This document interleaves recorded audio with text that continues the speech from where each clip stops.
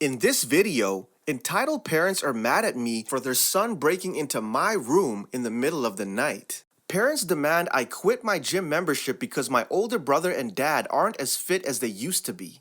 And don't piss off your farmer neighbor, you may have to pay for it. Entitled parents are mad at me for their son breaking into my room in the middle of the night. Meet the cast. OP, well, me. AFAB, they, she. Clem, my flatmate and close friend, male. He, him. The intruder, entitled parent's son. Susan, entitled mom, the poshest Karen I've ever seen. Chad, entitled dad. He'll let you know that he's a lawyer. Security guard. I know, not very imaginative, sorry. Manager, campus housing manager, a Karen's deadliest weapon. On to the story.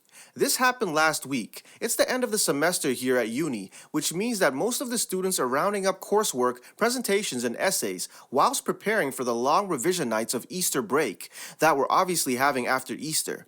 Safe to say that most of us, including me, are very stressed and or sleep deprived. It's in this context of mental and physical exhaustion that this story takes place. It has to be noted that my bedroom door sometimes doesn't lock. It needs to be pulled hard to be fully closed, and I happen to have forgotten to do this a couple of times, the night of the incident obviously being one of them.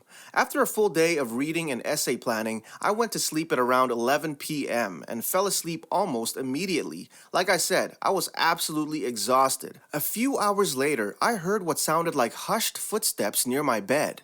I'm a very, very light sleeper, and I'm awoken by the smallest unfamiliar noises. Due to PTSD, one of the sounds I'm most sensitive to is footsteps. Needless to say that my eyes shot open almost immediately. I turn around to see a silhouette of a guy I've never seen standing next to my bed. I could make out a bit of his face, nothing scary about his appearance aside from the fact that I didn't know who he was, that he was staring at me in my bedroom in the middle of the night. I let out the loudest, high-pitched scream I think I've ever been able to produce, yelling at this dude to get the fuck out. He seemed taken aback but didn't reach much, which made it even scarier. I was crying, hyperventilating. It seemed like I was about to die, have a heart attack or something of the sort.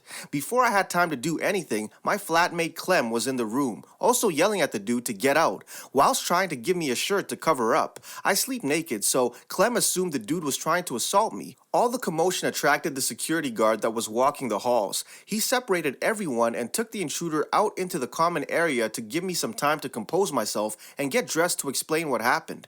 Once Clem had managed to calm me down, I explained the story to the security guard, who told me that our flat's door was also unlocked, which is probably how the intruder got in the first place. The intruder was searched by the security guard, but he wasn't found with any weapons on him, so he was allowed to go back to his flat. All the commotion had woken up the rest of the flat and a couple of flats next door. Security guard ordered everyone to go back to their flats and to properly lock their doors. Safe to say I didn't sleep the rest of the night. Neither did Clem. So we stayed together trying to relax and forget about this very unfortunate event. Boy, do I wish it had stopped there. 3 to 4 days later, Clem and I are summoned for a meeting with the housing manager. When we got there, the intruder, who we assumed to be his parents waiting, this was in respect of COVID regulations. Plus, we all had masks and we were socially distanced in the office. I'll try to give you the conversation as verbatim as possible. Manager: good afternoon, everyone. Clem, OP, the intruder, thank you for taking some time out of your studies to meet with us. As you know, there's been a very unfortunate incident Monday night as the intruder broke into OP's room, which caused them a great deal of fright. The intruder, Mrs. EM and Mr. ED, you've called this meeting to contest the intruder's expulsion from this housing following the incident. Is this correct? EM and ED nodded, looking fairly confident. Manager: the intruder, on what ground are you contesting the expulsion? The intruder: well, ED, cutting his son off. You see, sir, my son is young. He made a mistake and deeply regrets scarring this young lady here and offending her boyfriend. Clem: I'm not her boyfriend. ED: I wasn't finished. As I said, my son deeply regrets his mistake, but it was a mistake. Nothing illegal was found on him on the night of the incident, and his room was searched illegally. Thus, he should not be expulsed from your halls. I'm a lawyer. I know the law. Manager: we'll discuss this in a second, sir, but I'd like to hear from the intruder. who I'm sure can speak for himself and give us his explanation. The intruder looked at his dad, who gave him a nod, almost like he was waiting for his dad's permission to speak. The intruder, well, like father said, it was a mistake. I didn't realize I had walked into the wrong flat. I just noticed when I saw the girl sleeping that I was in the wrong room. And father says that the drugs you found in my room weren't seized illegally, so you technically shouldn't be allowed to expulse me. Manager pulled out a copy of the intruder's housing contract. They keep a copy of our signed contract for legal reasons or in case we lose ours. He flicked the pages to the illegal substances and contraband section, which essentially says that any possession of illegal stuff, illegal drugs, weapons, etc., on housing grounds would be met with immediate expulsion. He then turned more pages to the room entering and inspections, which states that security and management are allowed to enter any room or flat for repairs or safety inspections with a 24-hour notice, but that for search, when there's suspicions of illegal activities, searches performed by the police did not require any notice. EM, and under what suspicions did you call the police on my baby? This is ridiculous. You have no right to use assumptions that he's a rapist as grounds to search him. Everyone kinda looked shocked at EM's reaction. No one even mentioned anything about sexual assault so far. That's what you call jumping to conclusions. Manager, ma'am, SA is nowhere mentioned on your son's expulsion notice. OP, are we right that the intruder didn't try to assault you? OP, no. I made the assumption at first because I saw OP was crying and trying to cover themselves with a stranger, tall man in her room. It was late, I was barely awake, and that was the first thing that came to my mind. ED, so you wrongfully accused my son of sexual assault? Do you know we could sue you for this, young man? I work for, insert apparently prestigious law firm name here.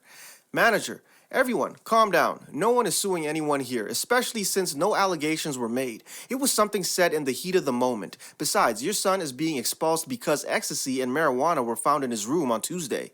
His room was searched because he admitted to the security guard that intervened that he was under the influence. Now, if you can't give me substantial evidence that the intruder hasn't violated his contract, we will end this meeting. Does anyone have anything to add? EM. Well, I have something I need to say. I think this young girl here should be issuing an apology to my baby for getting him expulsed.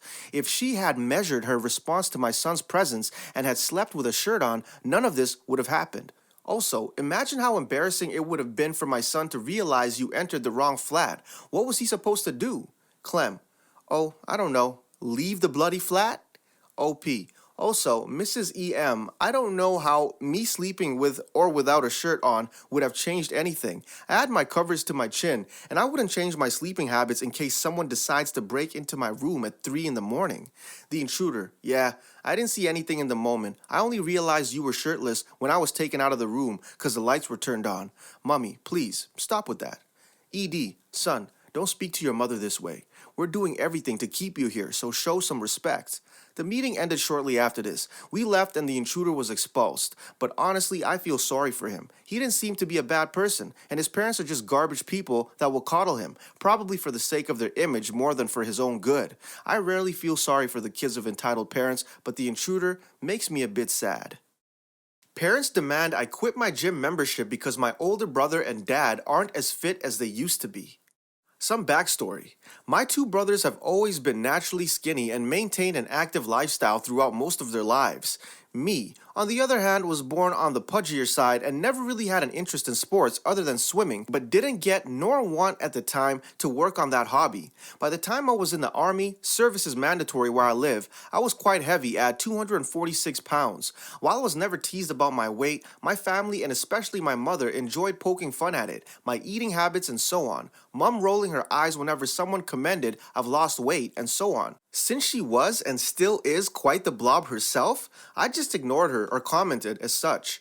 But being stationed in a faraway base where combat units were also serving at, most of the guys in my base were quite fit. Me, on the other hand, wasn't assigned a combat role due to a medical condition. No, it didn't have anything to do with my weight, but a very minor birth defect that I was rid of by the time I was 12, but the army is stupid like that, so they didn't want to take any chances to put me in harm's way. So, instead of putting me in a combative role, they decided to have me on the oh-so-safe field of heavy-duty machinery. Genius. Anyways, again, most of the men serving in my unit were very fit and very muscular, and while I was never jealous at them nor teased for being fat, one day I just looked in the mirror and was like, I can do better. And so, I decided to start and change things. I'd watch very carefully what I ate, drank mostly water, joined the boys on their evening jogs, convinced my sergeant friend to get me an access to their gym, and have him train me in Krav Maga a few times a week if he was able to. I kept on to what I was doing and was very strict at keeping at it until I reached my target weight, and soon enough I had to pay a visit to the quartermasters and get a smaller sized uniform. After a year and a half of regular exercise, weightlifting, and a healthy diet, I lost a lot of weight, a few pounds shy of the target, and built quite a lot of muscle mass. In all honesty, it was my sergeant friend who convinced me to visit their gym and encouraged me to lose weight. Man, am I glad I listened. While I was very proud of the progress I've met, my family, who've teased me about being my big ass for most of my life, weren't as happy as I was but said nothing. The teasing has stopped, but there wasn't much beyond that, other than a semi-compliment like, "Did you take this shirt from one of your brothers?" Whenever I wore something that actually fit me, or, "Why are you still wearing this huge thing?" if I kept clothing from the time I was bigger. I still got comments during meals if I took an extra scoop, but whatever, I didn't care. I didn't lose weight to get compliments. Okay, maybe I did, but just a little bit. Moving on, by the time I turned 22, I was back into civilian life as well as working myself through university and also a part-time job. Also, during that time, I saved enough money to afford a membership at a gym close to campus. They were on the pricey side, but that's due to the location being more high-end. While I was being the healthiest and most physically fit I've ever been in my entire life, my brother wasn't faring as much. He had stopped jogging, his smoking got worse, and was getting chubbier every day. He's still not obese by any chance, but he's not nearly as fit as he used to be, and he's only in his late 30s. It only got worse on family gatherings, especially weddings, where a lot of distant relatives and those we don't meet often would also be present. Also, I'm a massive introvert, so fully packed events are not my thing, so I'd often avoid those and barely even met with my extended family during my service. So you can imagine some of my relatives' shock seeing me over 100 pounds lighter. Some didn't even recognize me. I guess my brother got some comments from people because he no longer looked smug whenever he looked at me. About 8 months into my membership there, my mom sat me down. I was still living at home, and the conversation went as follows. Me: "What's up? Is everything okay?" Mom: "Everything is fine, honey, but I just wanted to talk to you about something." Me: "Okay." I already had a bad feeling. These conversations always seem to be about me doing something wrong. Mom: "Well, you know your father and I are very proud at how far you've come. You're looking very handsome." Me: "Thanks, Mom. A very rare compliment." Mom: "But me and Dad are a little worried. With all the expenses we have, along with your tuition and gym membership, we're getting a little tight. Can you cancel your membership, please? We can no longer afford it." Me: thinking, okay, here we go. Mom, you guys don't pay for my gym membership. I do." Mom: "And who gave you that money?" Me: "It's money I've saved from birthdays, allowance, from way back when, and work. Also, I'm on a scholarship, so you do know you guys aren't paying for school either, right?" Mom, getting frustrated: "Well, you can't go to your gym anymore." Me: "And why is that?" Mom: "Because we," she and Dad, "think your brother should use it instead. He really wants to go to that gym, but he can't afford it. It really depresses him. Don't you think it's mean of you to keep going there while he can't?" Me: "Mom, be real. My brother makes twice the money I make so he can afford a gym membership on his own. That said, the gym isn't located anywhere near his apartment." Mom: "That doesn't matter. We decided that you can't go anymore. It's not fair towards your brother. You're going to cancel your membership and that's final." Me: "No." Mom: "Well, I'll be giving them a call soon and I'll cancel it for you." Impossible, unless she can imitate my voice and had my credit card. "Stop being selfish and be more fair towards your brother." Me: "Right." Mom: "Why can't you just do this one thing for your brother? It's bad enough he stopped. He quit jogging. Now he's smoking and you're not helping with what you're doing. Come on. Be more considerate. Also, think about your father." Me: "Dad has a problem with me working out too?" Mom: "You know how he can barely move his back." Me: "Mom, Dad can move just fine. Just yesterday, I helped him clear out the garbage." He had his own gym membership, which he had to quit only recently due to COVID. Mom, you're not being fair. Me, holding on to my last nerve. Mom, I'm not gonna stop working out because some 30-plus-year-old man hates seeing me getting healthier while he tries tucking in his beer gut. If my looser genes affect my brother so much, he can get up and do something about it. Funny how you've never said anything to either of my brothers to tone it down while I was fat. Mom, how dare you say that about your brother? At that point, I just got up and went on my business while she sulked and gave me the cold shoulder for the rest of the day. However, during mealtimes, she tried to get me to eat more or cook very fatty things, buy only sugar-packed drinks, bring up fast food places whenever we went eating out, and then get mad at me whenever I said that McDonald's is not a restaurant. Whatever she tried to do didn't work, and I soon began buying my type of soft drinks myself or just drink more water if I drank anything that wasn't either sugar-free or diet. Now, even though my dad supported my brother, he didn't say much, and I have no idea why she even brought him up. Anyways, that's my tale. I lived with them for 4 more years until I saved enough to move out in 2015. After that, some things have happened that led me to cut contact with all 3 of them. Don't piss off your farmer neighbor. You may have to pay for it.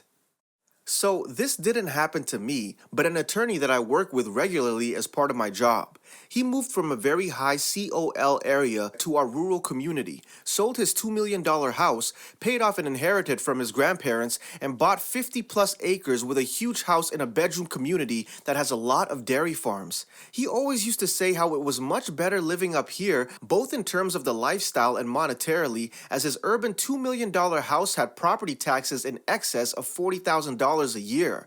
Now, in addition to the huge house, the property was mostly fields, 40-ish acres, and had a 10-acre or so large woodlot. After he moved into his new house, the attorney was approached by his neighbor, one of the area dairy farmers. The farmer told the attorney how he had a handshake agreement with the former owner of the attorney's home/property. The farmer would mow the fields for hay 2 to 3 times per year and would harvest a substantial amount of trees out of the woodlot. In exchange, the former property owner got 10% of the chopped wood, which was more than enough to heat the house all year long without having to run the oil boiler for anything more than hot water. The farmer wanted to keep this arrangement going, as it had worked out well for both parties for over a decade. The attorney thought the former owner was being taken advantage of and refused to do a handshake agreement, but told the farmer to give him a week to draw up a proper contract. The farmer wasn't overjoyed with making this out to be more than a gentleman's agreement, but agreed to come back the following week. The attorney decided that what would be fair was that the farmer should pay him $1,000 each time he mowed the fields for hay, since the farmer would feed the hay to his cows for free, otherwise completely ignoring that the farmer was using his own equipment and time to do the haying, and that the lawyer deserved 50% of the chopped wood, not 10%, or at least the 50% of the revenue the farmer got from selling the excess chopped wood, again ignoring the equipment and time investment of the farmer. As you can guess, the farmer refused.